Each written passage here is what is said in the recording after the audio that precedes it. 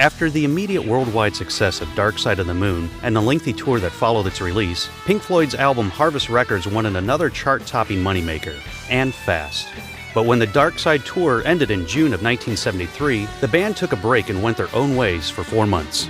By the time the members of Pink Floyd reconvened at Abbey Road Studios to record their next album, they realized they had no idea what to record next. How does a band top itself after they made one of the best-selling albums of all time?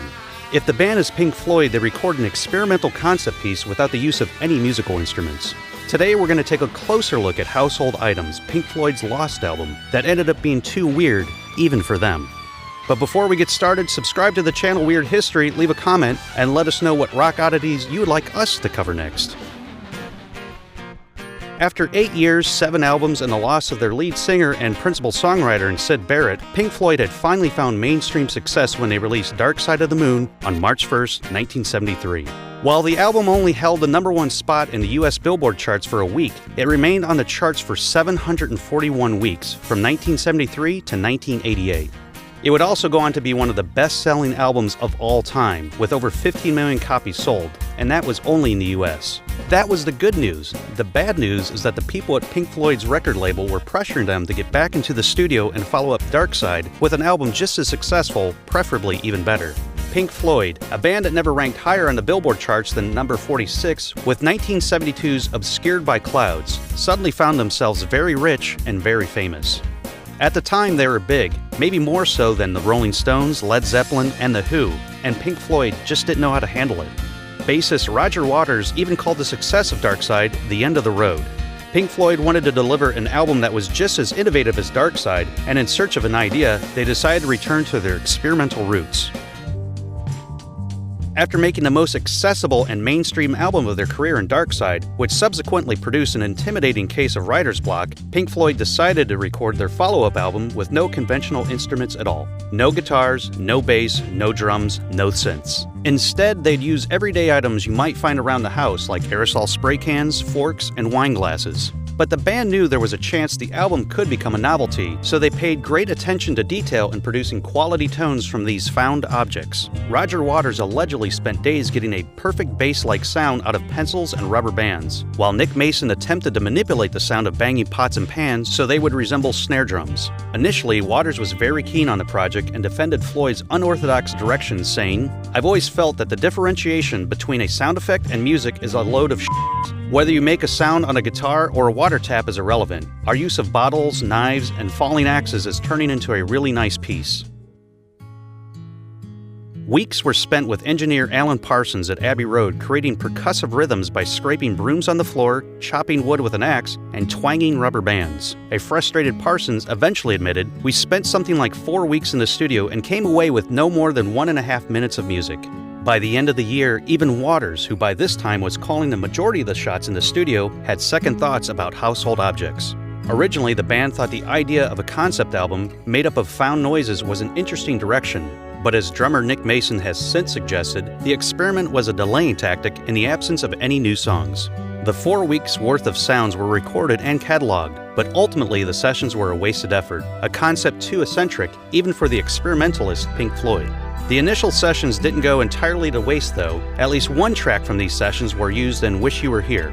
The eerie drones heard on the first song of the album, Shine On You Crazy Diamond, were created during Household Objects recording sessions by fingers skimming around the rims of wine glasses, each filled with varying amounts of liquids to create different notes. The aborted Household Objects sessions of 1973 weren't the first time Pink Floyd had tried to use sound effects in place of conventional instruments. The germ of the idea began in 1969, when the band was performing a new piece called Work that involved sawing wood and boiling kettles on stage. Then, in 1970, Pink Floyd released Atom Heart Mother, an album that included the track Alan's Psychedelic Breakfast, which featured the sounds of frying eggs and bacon, milk being poured over Rice Krispies, and finally ending with the hypnotic sound of a dripping tap. The concept of found sounds with Household Objects was revisited again with their 6th studio album, Metal. In a 2006 interview, John Leckie, a tape operator assigned to Floyd's Metal sessions, said the band were making chords up from the tapping of beer bottles, tearing newspapers to get rhythm, and letting off aerosol cans to get a hi-hat sound. Leckie also said that Floyd's Metal sessions would often begin in the afternoon and end early the next morning. during which time nothing would get done. There was no record company contact whatsoever, except when their label manager would show up every now and then with a couple bottles of wine and a couple of joints. After several frustrating months in the studio of revisiting household objects, trying to find the right tones from twanging rubber bands and ripping newspapers, the band was finally ready to walk away from the idea of an album without instruments. David Gilmour called the sessions rather unsatisfying. Keyboardist Richard Wright remembered sitting down with Roger Waters and saying it was insane. Eventually, the band agreed a new direction was needed, and they abandoned household objects once and for all. With Roger Waters firmly in the driver's seat at this point of Pink Floyd's existence, the bassist conceived the idea of making an album without absence, a theme he noticed surrounding him. The absence of Syd Barrett, the absence of harmony between he and his soon-to-be ex-wife, and what he saw as the absence of commitment from his bandmates. Waters felt these feelings of loneliness and the theme of missing those close to you would make a strong album concept. The album soon, fittingly, would become known as Wish You Were Here. By now, everyone knows the legend of Syd Barrett. He was a founding member of Pink Floyd, the lead singer, chief songwriter, and with all things considered, the face of the band. But due to a combination of health issues, it's speculated that he suffered from schizophrenia and heavy psychedelic drug use, mostly LSD. Barrett was let go from the band on April 6, 1968, after months of trying to work around his erratic behavior. While he recorded 2 solo albums, The Madcap Laughs and Barrett, at the assistance of his record label EMI and Harvest Records, and made a handful of live appearances, Barrett mostly stayed out of the public eye. Then on June 5, 1975, while Floyd was putting together the final touches of Shine On You Crazy Diamond, Barrett turned up uninvited to Abbey Road to the shock of everyone. Keyboardist Richard Wright retold the story. Roger was there, and he was sitting at the desk, and I came in and saw this guy sitting behind him. Huge, bald, fat guy. I thought, he looks a bit strange. And we worked for about 10 minutes, and this guy kept on getting up, brushing his teeth, and then sitting, doing really weird things, but keeping quiet. After 45 minutes, Wright suddenly realized it was Syd. He came in as they were doing the vocals on Shine On You Crazy Diamond, which was basically about Syd. Although he was only 29 years old, Barrett had the appearance of a disheveled, middle-aged man. After several years of isolation, the once beautiful and charming Barrett had become, as Waters later described, a great, fat, bald, mad person. Immediately after the Crazy Diamond session, Barrett attended the engagement party held for Gilmour's up-and-coming first wedding, but soon left without saying goodbye. None of the band members ever saw him again, apart from a chance run-in between Waters and Barrett a couple years later at a London department store. Shine On You Crazy Diamond was the magnum opus of Wish You Were Here, if not Pink Floyd's entire career.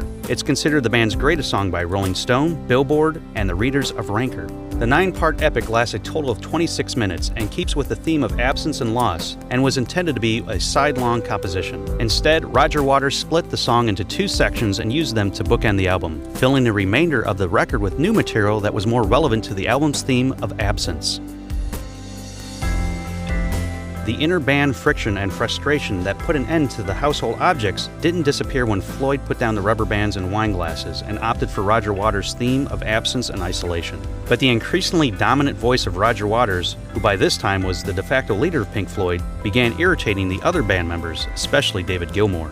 2 of Gilmour's songs were dropped and replaced with more of Waters' absence theme tracks after Nick Mason and Richard Wright outvoted Gilmour. Tensions worsened when it came time for Waters to sing Have a Cigar. Waters was having a difficult time getting the song right, so their friend Roy Harper was drafted in to sing.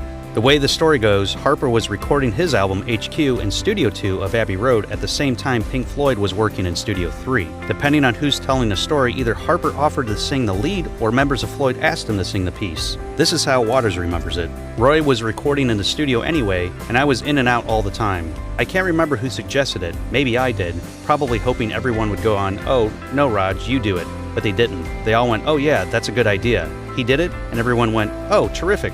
So that's that.